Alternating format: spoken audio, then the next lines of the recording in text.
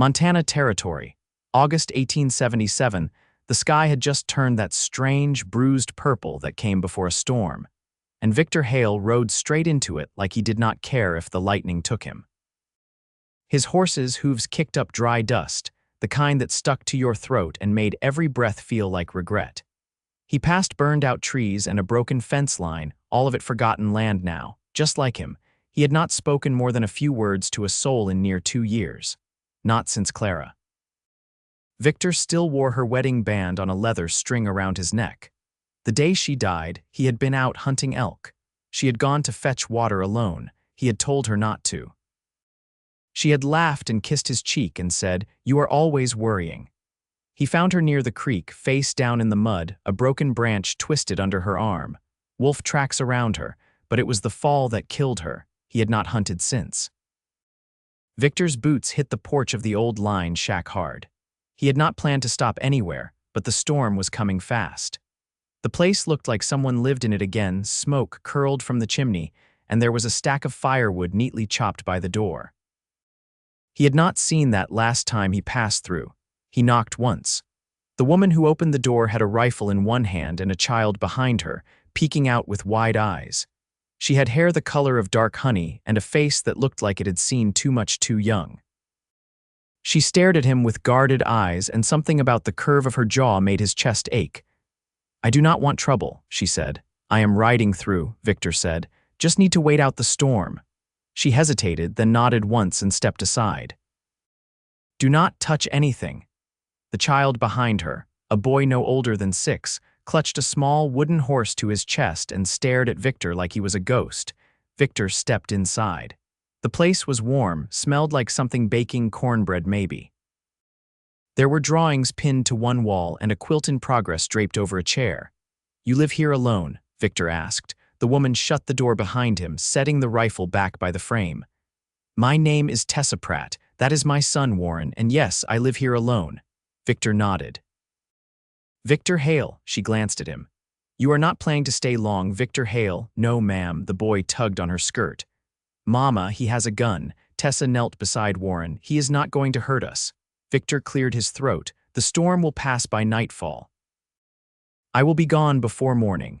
She did not answer, just went back to the hearth and stirred something in a pot. Her shoulders were tense, like she never fully relaxed. Victor sat near the fire, his hat in his hands. He did not want to look too long at her, but he kept catching glimpses. The way she tucked the boy's hair behind his ear.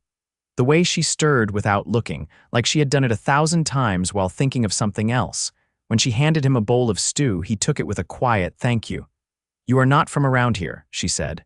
"Was." "Long time ago." She studied him. "What are you riding toward?" He did not answer right away. "Nowhere that matters." Warren climbed into his mother's lap. She pulled him close, kissed the top of his head. "You lost someone." Victor looked up sharply. "Only people who talk like ghosts are the ones who are still living with them," she said. He set the empty bowl down. "My wife, 2 winters ago." "I am sorry." He gave a tight nod. "I should have been there." Tessa did not speak right away. She just held her son closer. "My husband left before Warren could walk, went east chasing money, never sent word. We are not all meant to stay." Victor looked at her. "But you did." She met his gaze. "Someone has to." That night the storm hit hard. Rain beat the roof like it meant to tear the place off its foundation. Victor tried to sleep on the floor by the fire, but every crack of thunder pulled him back to the edge of waking, where Clara's face waited. He sat up, chest tight. Across the room, Tessa stood by the window, watching the trees bend in the wind. She looked over at him. "You dreaming?" "No," he said. "Worse, remembering." She came closer, wrapped a shawl around her arms. "I do not think we ever stop." Victor rubbed his face. She was light, you know, bright. I told her not to go alone, but I was not there to stop her." "I should have been there." Tessa crouched beside him. "You told her not to go. That means you tried to protect her. You cannot carry both hearts forever, Victor." He looked at her, and for the first time in a long while the ache in his chest shifted, not gone, but not crushing. She reached out, brushed a bit of hair from his forehead. "You do not have to keep punishing yourself." He swallowed hard. "I do not know how to stop." Tessa's voice was steady. "Then stay long enough to learn." The next morning he saddled his horse. Warren ran out barefoot and handed him a small corn husk doll. "You can take this, it keeps bad dreams away." Victor crouched to meet the boy's eyes.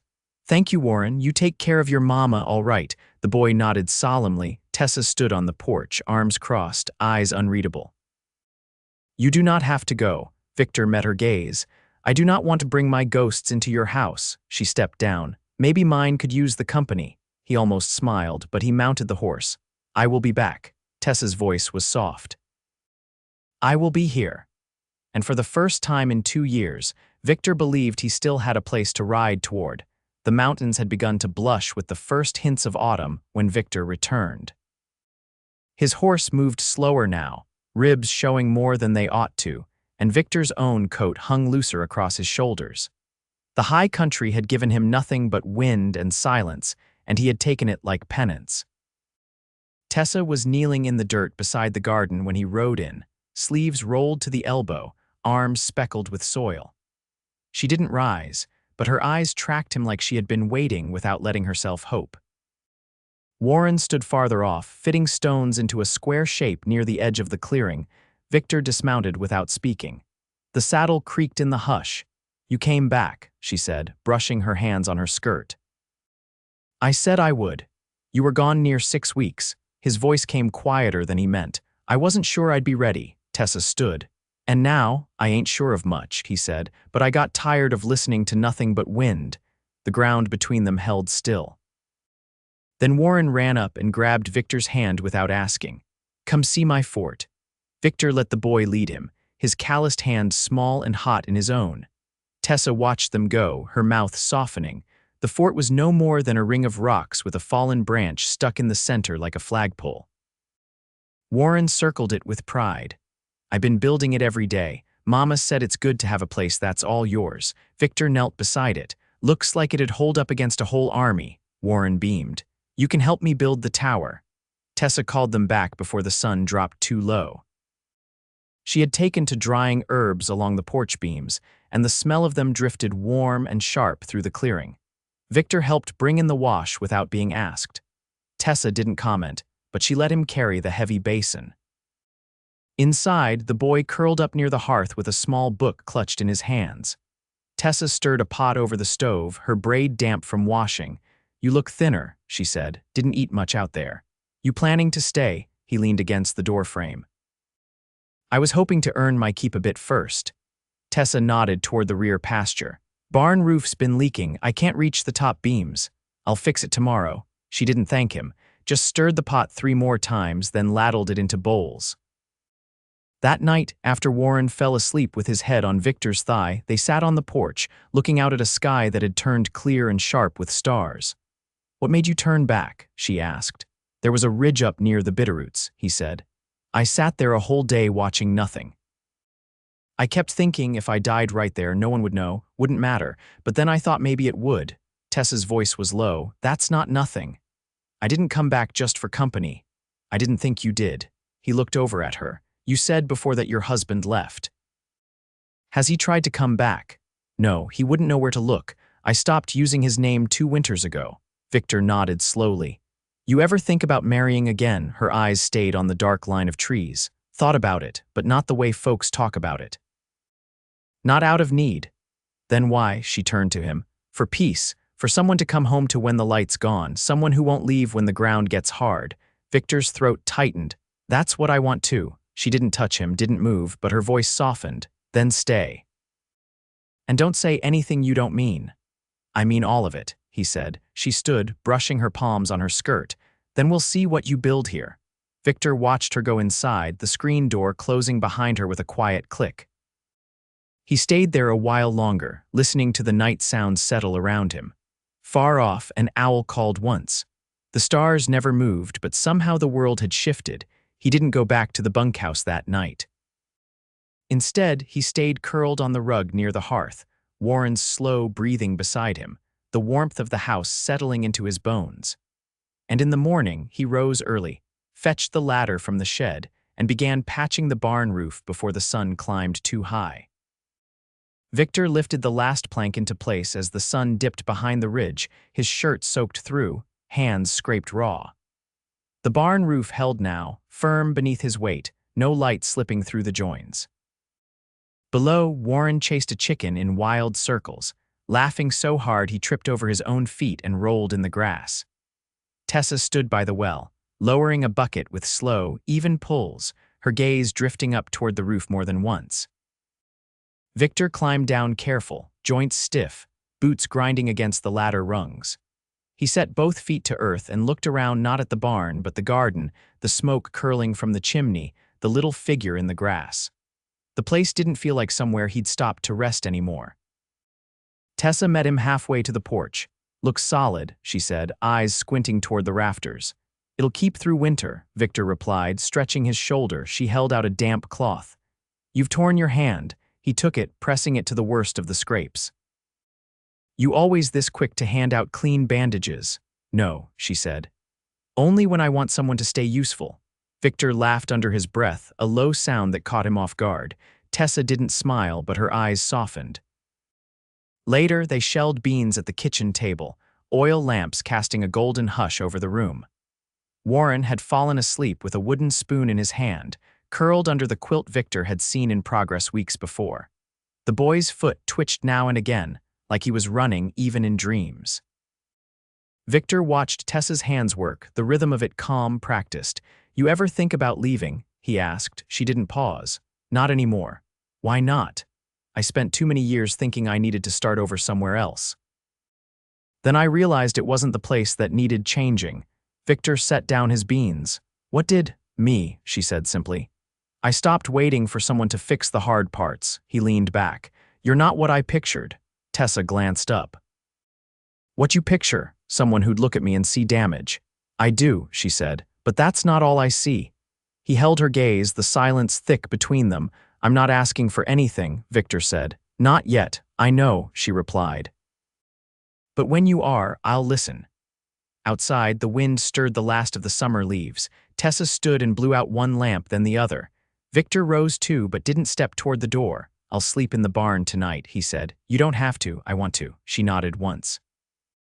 "There's a blanket in the old trunk. Take it, it gets cold after midnight." He took the blanket, and her hand brushed his as she passed it to him. She didn't pull away fast. The barn smelled of cedar and straw. Victor lay on the loft's edge, looking through the open slats as the stars shifted into view. He didn't dream of Clara that night. Instead, he woke before dawn to the sound of footsteps in the soil and the faint clink of a pail. He climbed down quiet, following the sound until he found her behind the shed, rinsing apples at the basin. "You're up early," he said. "I promised Warren a pie." Victor reached into the basket without asking and started peeling one with his knife. "I'm not much for sweets," he said. "But I remember how she made hers." Tessa didn't ask who he meant. She handed him another apple. "Then show me." By late September, the first frost had curled the edges of the squash leaves and turned the morning light silver. Victor split kindling near the back fence, the echo of each strike carrying into the quiet hills. Tessa was in the barn with the goat, coaxing a stubborn birth, and Warren sat cross-legged beneath the crabapple tree, carving a smooth stick into something that resembled a flute. When Victor finished stacking the wood, he walked to where Warren sat, crouched beside him, and watched the boy's small hands work the blade with surprising care. "You ever play one of those?" Victor asked. Warren nodded without looking up. "Mr. Dilly showed me last year. He used to live near the river, but he moved to Dakota land."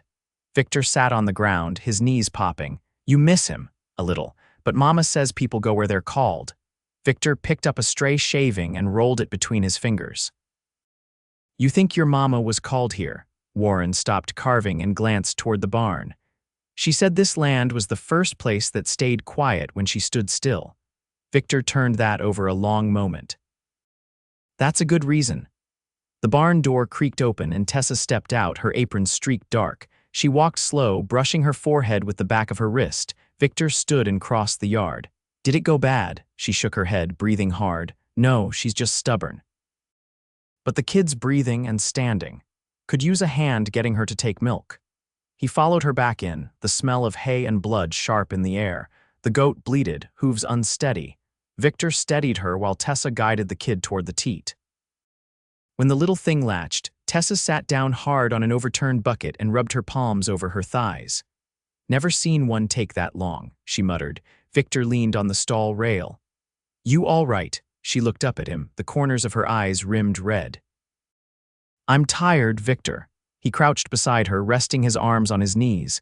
"You don't have to carry everything alone." She didn't answer at first, just stared at the newborn goat, its tail twitching as it fed. "I used to think if I stopped moving, it'd all fall apart," she said. "But lately, it's felt different." Victor let the silence sit. Then quiet, "What changed?" "I stopped thinking I had to do it all without being seen." He reached out slow and took her hand. Her fingers stayed still a moment, then curled around his. Later that evening, Tessa stood at the kitchen table kneading bread dough, her sleeves rolled high, flour dusting her wrist. Victor stood across from her, sorting through a jar of saved nails and scraping off the rusted ones. The light had that thick, golden look it got before dusk turned blue. "I've been thinking about building a second pen," she said. "For poultry near the back slope. Warren's been asking for hens." Victor nodded. "I can dig post holes tomorrow." She didn't look up.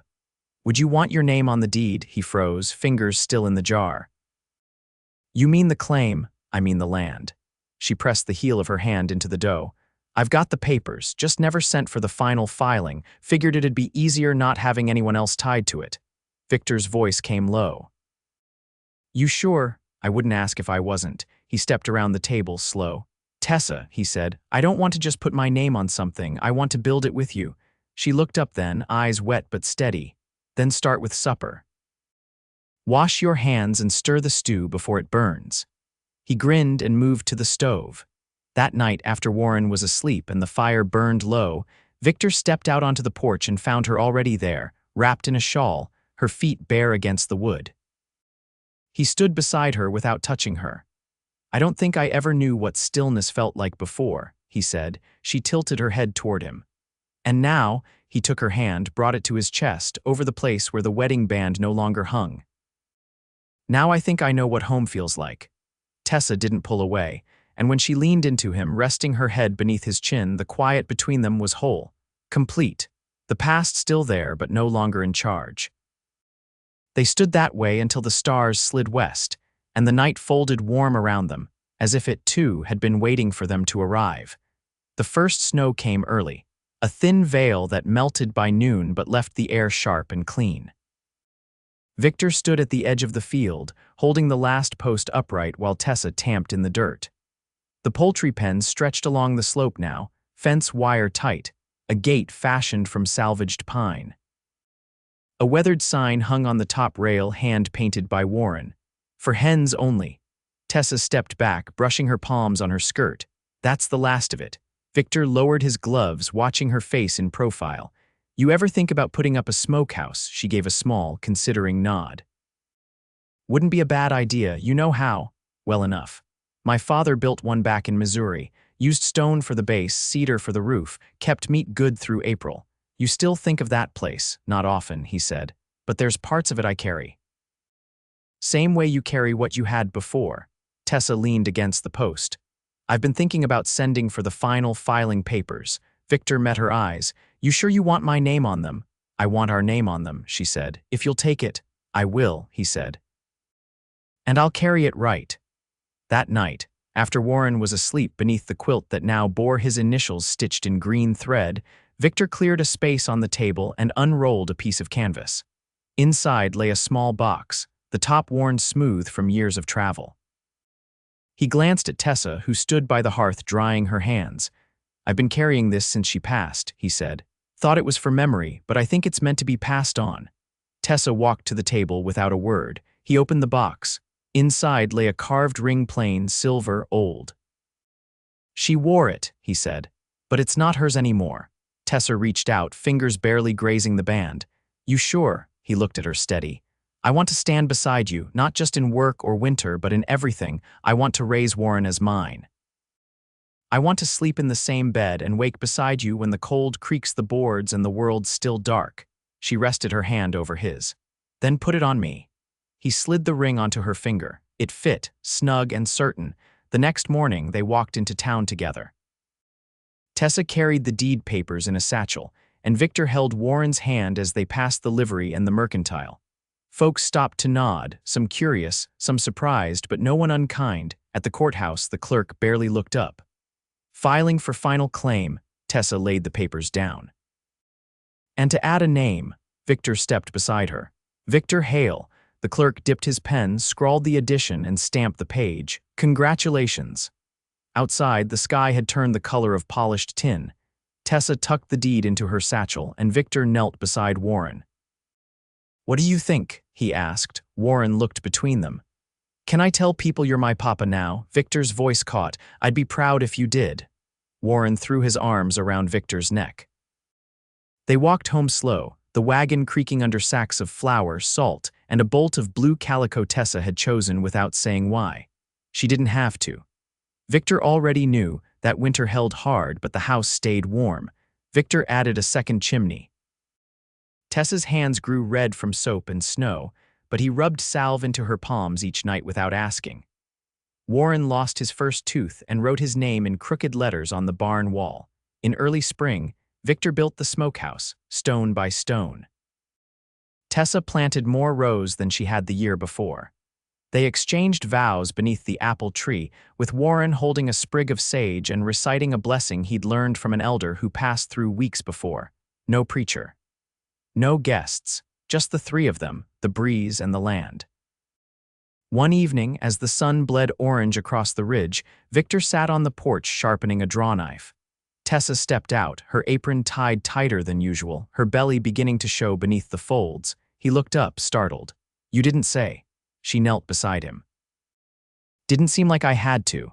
He set the knife aside and pressed his ear to her stomach. "You're sure?" She nodded. About as sure as a woman can be. Victor wrapped his arms around her, forehead to her shoulder. "Then let's build another cradle." That spring, the goat birthed twins. The hens laid steady and Warren grew taller, his laughter louder in the open air. The smokehouse held through the thaw, and the new garden rose broke earth with green promise. Victor and Tessa slept each night with the windows cracked, the sound of wind through the pine a kind of hymn.